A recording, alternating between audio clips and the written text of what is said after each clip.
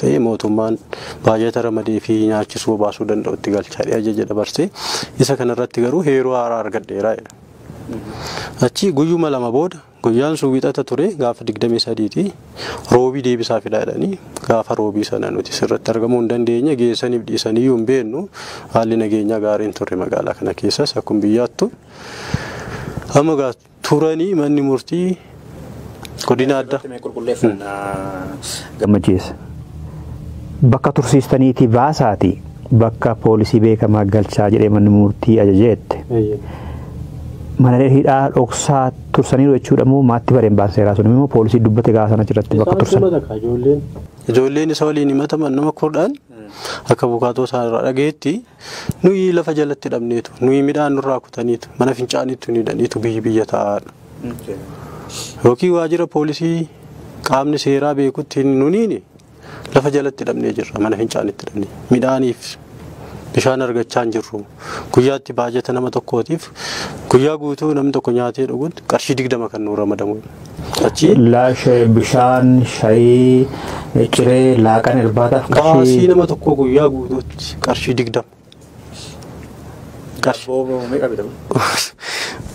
Cireedhumaaf iyyuu akka ta'u waan dhaabeeku akkana na ajaa'iba. Achi manni murtii aanaa sulultaa akka mana sirreessaatti keessan ajaja dabarsee sirreessaa kana kan saansuusii jiru Burraayyuu jalatti kan argamu.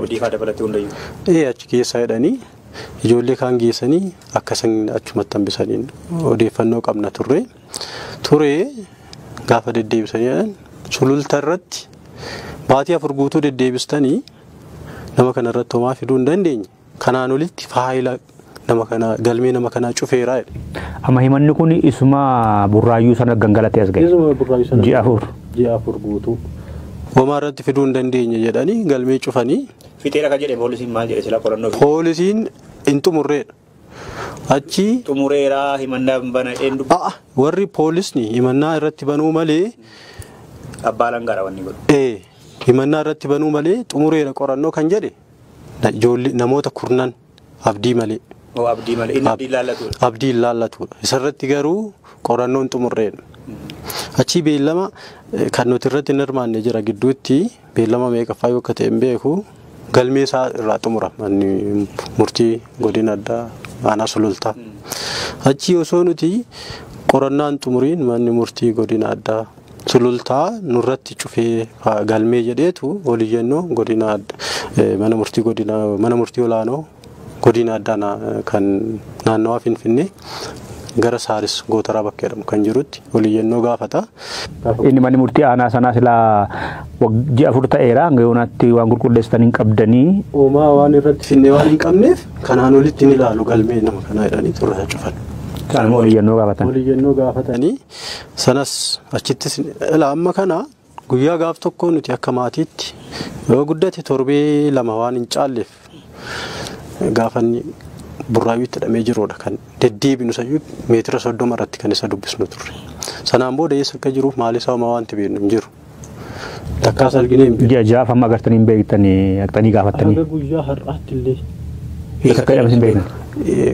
Naannoo kiiloo 6 waajjira mootummaa naannoo Oromiyaa jiraachuu isaati malee sanan dhageenya gaafa bakka sana deemnu immoo poolisa kan daandii karaa irratti nutti dhufu asuma jira jedhanii maal yoo nu agarsiistanii nu waljedhaa dubbisaa jedha waan qeessan irratti yaalitu mootummaa naannoo Oromiyaatti dhabamsiisa gamaa fi maalii kan jedhudha.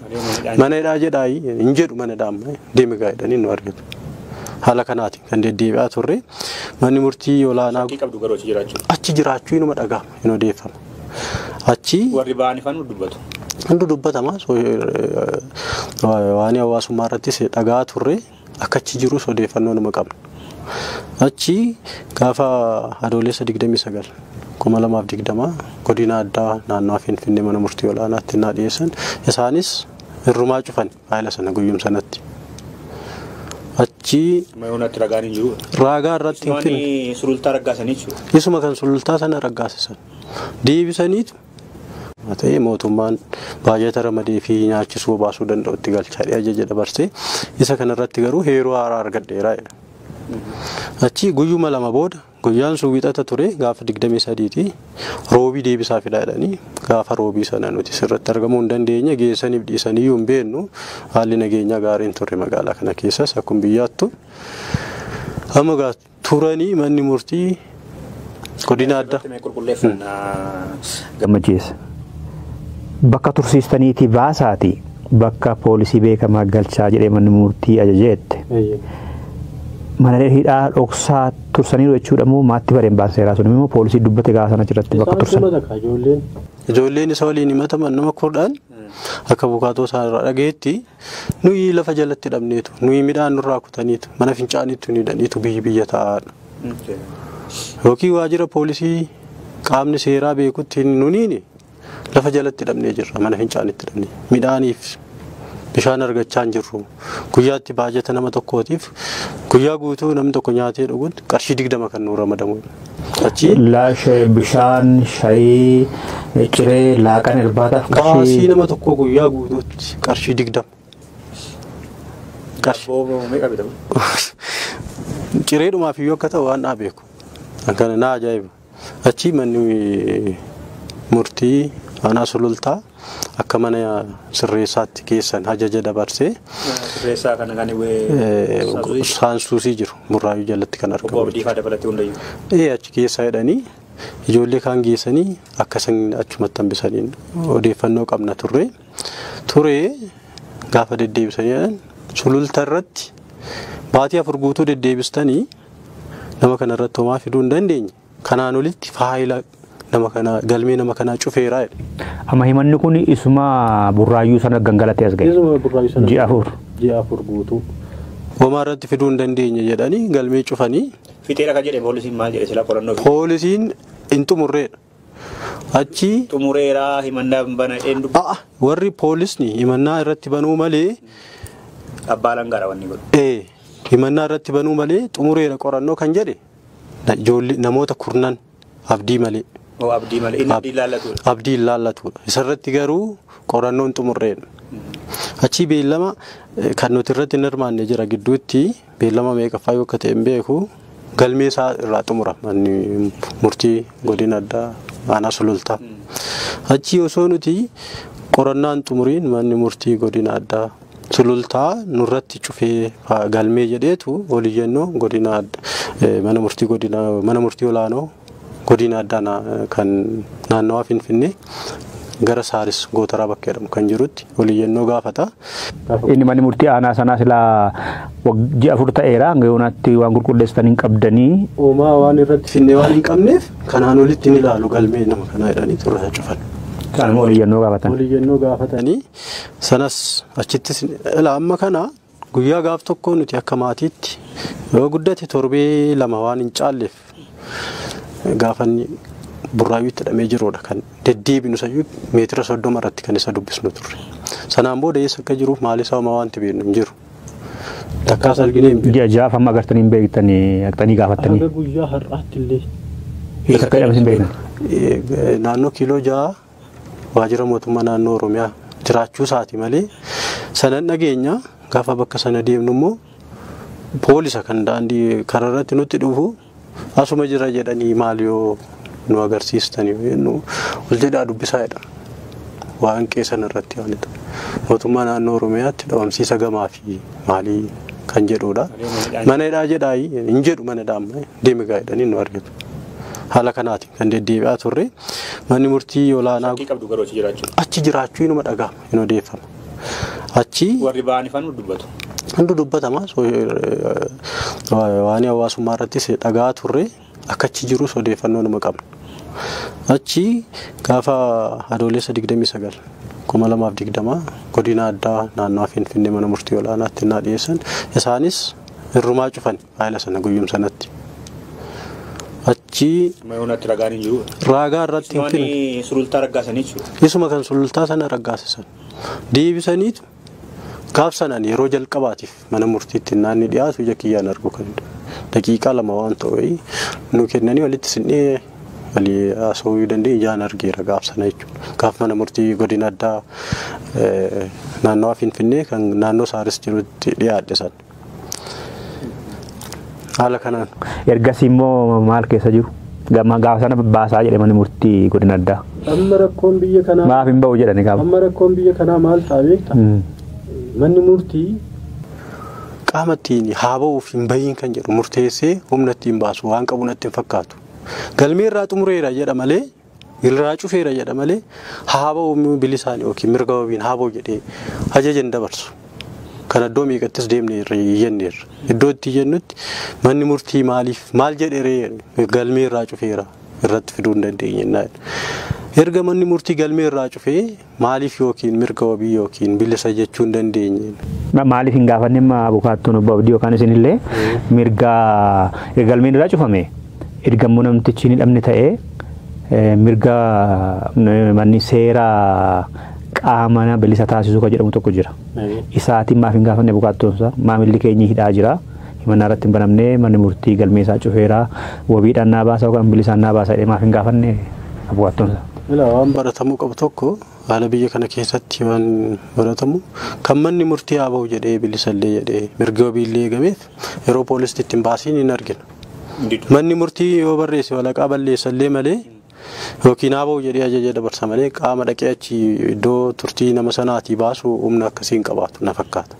Kanaaf achuma ture himannaa haaraa guyyaa dheengaddaa gaafa guyyaa 25 ji'a 12ffaa bara 2010 akka lakkoofsa biyya kanaatti himannaa haaraa biraa immoo deebisan bara 2011 akka lakkoofsa biyya kanaatti as teesseetu qaama keessa na lattafe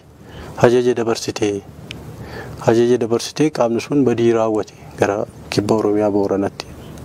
Namni kun kan inni nageenya filatee galee haraara filatee galee haraaraan kan inni biyya galee bara 2010 fulbaana 5 2010 irratti.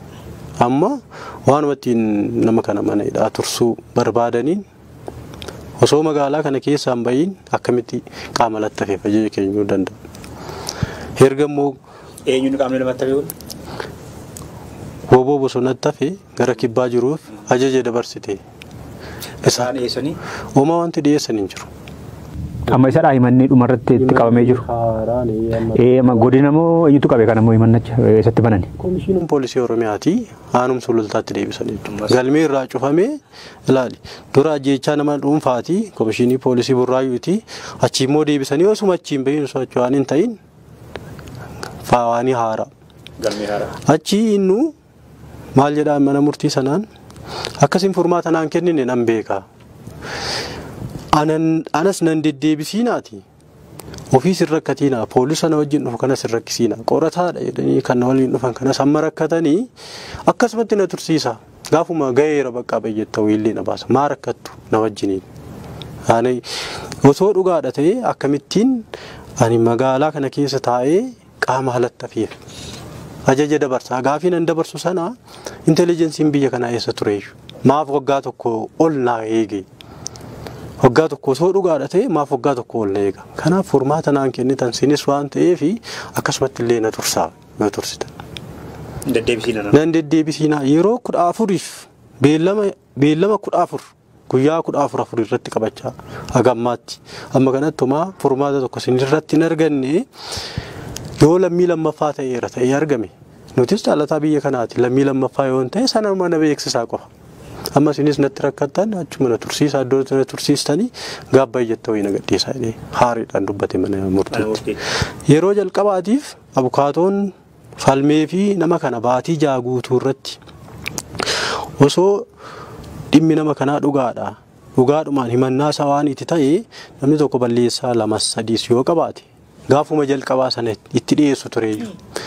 Galmee tokko irraa cufame galmee haaraa banuun yookiin immoo nama sanachi kaanii qorannoo haaraa irratti eegaluun ganaa waa irraa barbaaduuf deemuun seerri biyya kanaallee hin jedhu. Nama kanaaf hingaa jedhiitii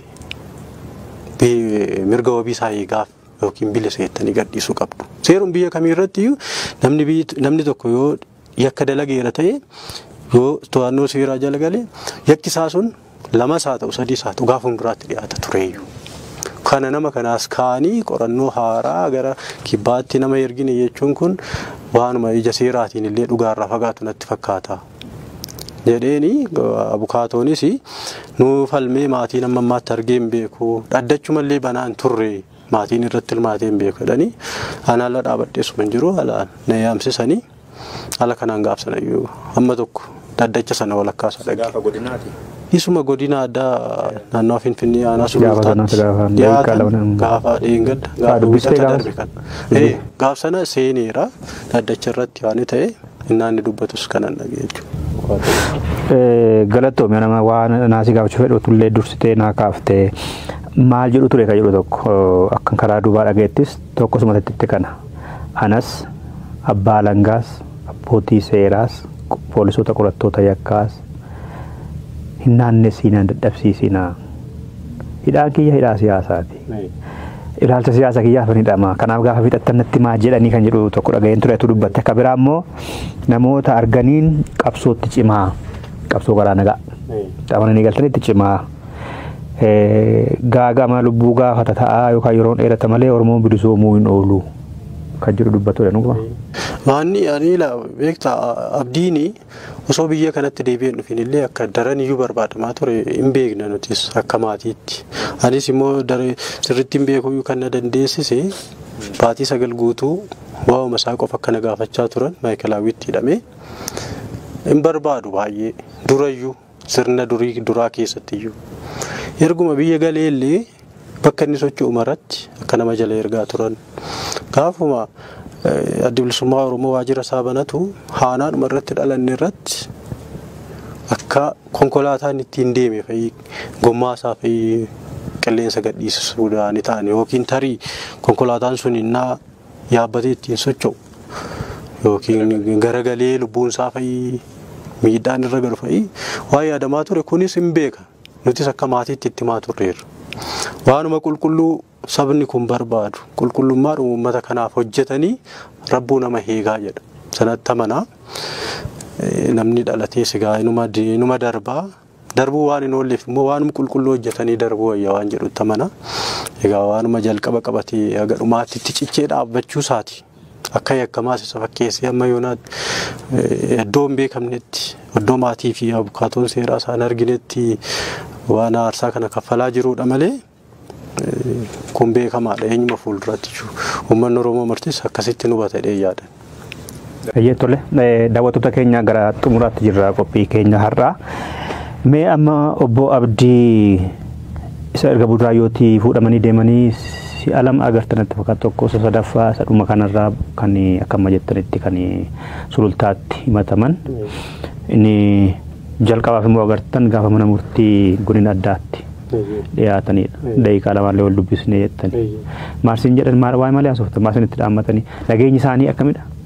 Egaa inni akka waan saayinsii qaba. Saayinsii kanarraan kan ka'e xiqqoo akka darbeetti ka'udha kan naa hime. Nukkaamsa ija diimessaa akka xifachiisu waan akkasii godha. Malee naguma isaati. Qaamni qorqalbii duratti badaa miidhaman fakkaatu. Naguma isaati. Egaa inni itti cichee waan jiruufi waan kana sinuma beeka kun akka dhalachuu malu. Gaafum jalqabaa irraa iyyuu kaasee. Kanaaf namni kun maatii qaba. Ilmaan qaba. Ilmaan isaa waan irra jiru hin beekanii nutuuyyuu hin beeknu. Anuma rakkoo hin qabaadhu homaa natti hin fakkaatu waan ta'uudhaaf deemu sana waan hin beekuuf iyyuu duruma isaayyuu kan inni ittiin immoo amma kana ittiin nama garsaa jiranii ilaalcha siyaasaa akka isaaniif ta'uun malutti waan hin sochooneef sanuma wanti danqaa guddaa nutti ta'ee kanaan nu ga'ee yakkan godhe hin qabu. Xiqqoo kan yaada koo keessa dhufu ijoollee kiyyaa jedhee mana murtii godina addaa sulultaatti kan akka gaaffiitti dhiyeenya kana kaasee abukaatoon isaas waan ta'e manni murtii baatii guyyaa 6 booda dheengadda gaafa guyyaa 25 ji'a 12ffaa barkuma 2012 kana dhaddachallee banaa godhee anis seenuu danda'eera. Aga beellama dhufutti guyyaa torbee 2 irratti qabate guyyaa 14 gaafa ji'a tokkoffaa gaa bultii afurii saa 9 irratti akka dhiyeessanidha kaawanii ta'e amma yogguu sanaatti maatii isaa biyya alaa jiran karaa danda'amuun akka dubbisuu danda'u haal tokko kitaaba fi wanta ittiin babarreessu amma kana albaatii jaaguutu namni tokko iddoo tokko taa'ee waan itti waa kakkatabu waan itti waan ta'u dhabuun inni hagam akka ulfaataa ta'e namaaf hin hubatama. Reediyoon illee akka galuuf maatii isaa ala jiran amma kanatti qarshii 20tti baasii nam tokkoof mootummaan guyyaatti kana Abbo Abdiillee amma qallamni isaanii baajanni isaanii kana keessatti guyyaatti qarshii 20 qarshuma 20 qaamni isaanii gadi bu'eera qaamni isaa gurraacha'eera egaa namni qaamni gadi bu'uun hin jiru manadhaa taa'ee qoor qalbiinuu ilma namaa waan ta'a sun akka haalli mijatuuf jedhee manni murtii ajaja dabarseera. Shiroon tokko meeqadha? Kan birrii 30 gadi argeen beeku yoo xiqqaate sadhumaadha jedhan qarshii 30. Shiroon tokko? Shiroo sayyuu akka nyaachuudhaaf. Inni manyaata sadiif ta'a? Qarshii ciree irratti laaqana irratti irbaata qaamee namni tokko nyaatallee jedhame. Qarshiin 20 kun sa'a kam nyaatanii sa'a kam akka ta'an I don't know naaf hin galu. Daabboo meeqadha magabaarra? Qarshii 4 fa'iiti. Qarshiin 20 daabboo 5 bitte. Qarshiin 20 daabboo 5 bitte. Daabboo 5 immoo laaqana irbaata ta'a. Aawoo guyyuu isa nyaatamee ittoon immoo isaa dhufa shaayinii isaa dhufa. Isaa dhagaa wanti gaafii namatti ta'u. Kanaaf manni murtii dhukkubsatanii mana yaalaa deemuu laata haasofsanii. Haalli suni waan mijataa fi ta'e natti fakkaatu.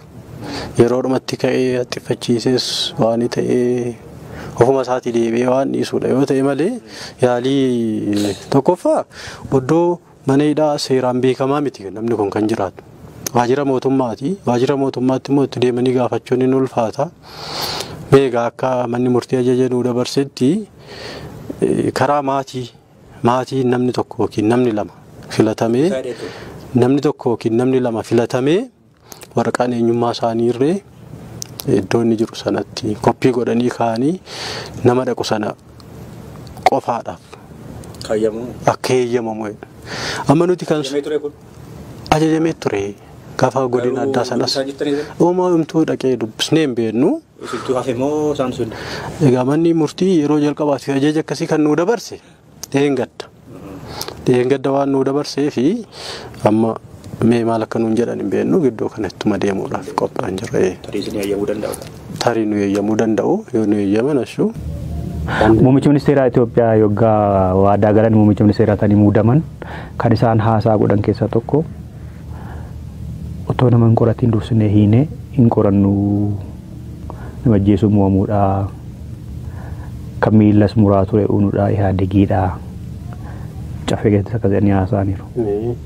Isin immoo amma sa'aatii baatii ja'a obboleessa kiyya naannessanii qorannoon illee tonfixiin himannaanis dhibee himannaan seeraa irratti hin banamne poolisii naannessaa baatii ja'a gahanii innurraa homa tokko dhibee jechaa jirta. Maal beektaa barkuma 2008 osoo haalli jijjiirama jedhame kun osoo hin jijjiiramin iyyuu ani mataan kiyya waan nama kanaatiif hin baatii 9 jedhame siin jedheera. Yogguu sanatti sirna shororkeessummaa waan jedhamu jira.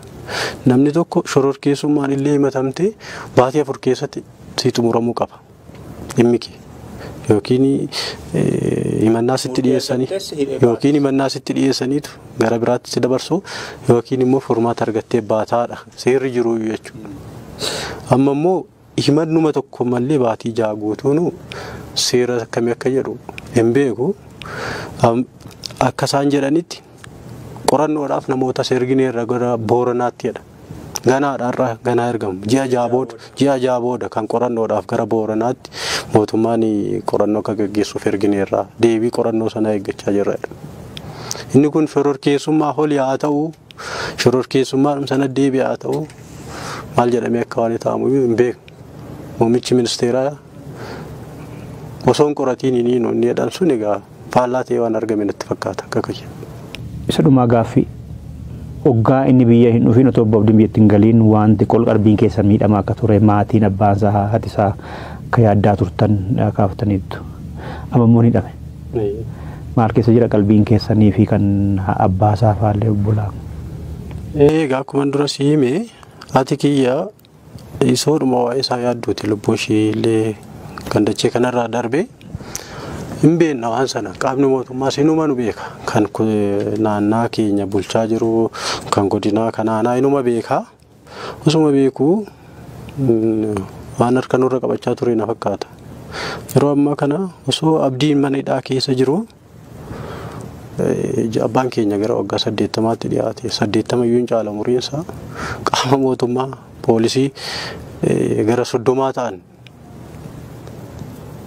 ilmi hidhaa jira kan barbaadamus ilma otoo inni mana hidhaa keessa jiru qe'ee jaarsaa dulloomaa ganama bariidhaan itti nammanii sakattaa iddoo biraan sakattaan qe'eedhuma manuma abbaa kiyyaa fi ollaa keenya kan jiran sakattaa maali wanti kun hin beeknu keessummaan nutti dhufanii ganama otoo nuti irra barraan ka'ini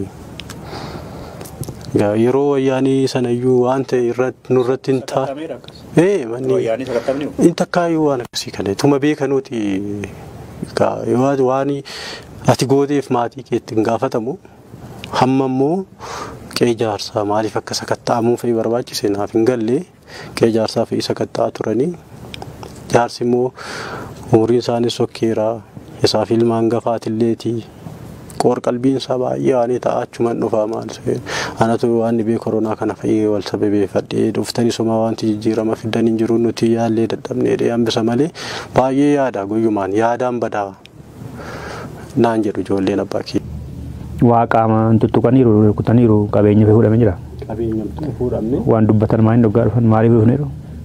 Maali abbaan kiyyeen ciisanaan jedhu namaatiirra bilbilee hubadhu ijoolleen ka'aniiru maanni yennaan aayefumaa fiedhan mana keessa deddeemanii ilaalanii jaarsa sinii kaasuu asosiistu yennaa hidhiisa jedhamanii keessa ilaalanii warqee keessa warqeedha naannaa keenya kan beekamu san keessa. Abdii tachi jira kan jennee fuunnoo jira. Abdii manadhaa jira. Maaliif qe'ee jaarsaa deemanii sakatta'uun barbaachise yooma wanti fate hin jiru kanaaf dhufnes hin jenneen keerum kee poolisuma poolisti dhiyeenya kana garsana deemanii qubatan jiru kan addaati haa ta'u poolisa idileeti haa ta'u hin beeku nama 30 waan ta'an gara nama 30tti dhiyaatantu mana keenyaa fi mana ollaa keenya jira mana 3 sakatta ollaadhuma ollaa buna wajjin dhuganii sakatta'anii deeman maaliif duriyyuu waan akkasii kun irratti uumamee hin beeku dhugaa dubbachuu harka lafa jalaatiin nama hordofsiisuu karaa iddoo nuti dhaabbannu firuma fayyii fakkaatee firuma fayyiitiin shakkii nama keessatti uumuu malee waan akkasii hinnaa ijoolleen bira jirruyyuu abbaa keenya biratti waan ta'e hin jiru. Ijoolleen rifattee maal qaama mootummaati meeshaa hidhatee jira uffata poolisii uffatee jira waan maaf rifatu malee sirriitti. Gaamma. Mee amma akka obbo Abdiin ba'uu fi qaama mootummaa dhimma kana of harkaa qabu. Qaamni mootummaa dhimma kana of harkaa qabu namni kamillee ni shakkama shakkiidhaan to'annoo seeraa jala ni gala namni to'annoo seeraa jala galee tokko immoo aga yoomiitti haqni isaa dhokatee osoo haqan argatiin akkasuma deddeebisuudhaan waanuma nama sana hin ilaallanne fa'iitti barbaaduudhaan nama osoo murtee seeraan argatiin lafarraa harkisuu tarii namni kun wanta nama siyaasaa ta'eef iddoo bakka inni socho'u irratti iddoo inni deddeemaa ture irratti uummanni akka isa wajjin socho'u uummanni akka simannaa gaarii godhuuf hin beekama hunduu waan beekuudha yoo hinaafaa sanaan hin ta'iniin alatti haga yoomitti namni tokko furmaata dhabee kan jiru kan taa'u qaamni shororkeessummaan illee baatii afuritti furmaata argata otoo ija seeraatiin furmaan hin argamiin nama tokko agamitti kan aga yoomitti kan lafarra harkifamuu hin danda'amu kanuma gaaffii gaafadha namni kun dafee furmaata seeraa argatee ija siyaasaatiinis ta'u akka siyaasaatti furamee osoo waliin ta'anii haasa'uu danda'anii akka sabaattis nuufis furmaata gaarii taa'ee yaada. Galatoom Gammachis Raggaasaa Obboleessi obbo Abdii Raggaasaa waa'ee obbo Abdii irratti haala inni amma keessa jiru biyya keessa galee karaa nagaan qabsaa'uudhaaf murteeffatee dhaaba isaa faana galee booda haala inni keessa jiru nu ibsiteetta guddaa fayyaa ta'ee gaaffiin keessa gaaffii uummanni fi deeggartoonni fi jaalattoonni ABO fi obbo Abdii gaafataa jiranidha.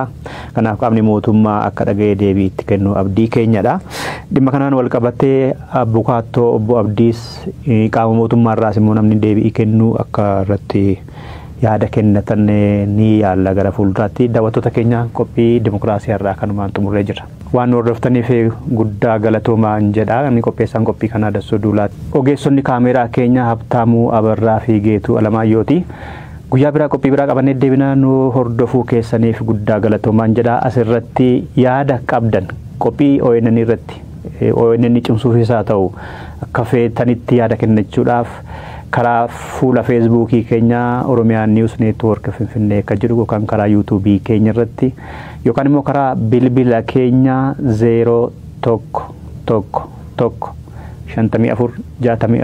0111546474 nuquunnamuu dandeessu. Qophii keenya har'aa kanumaan xumurree jira. Fayyaa ta'a.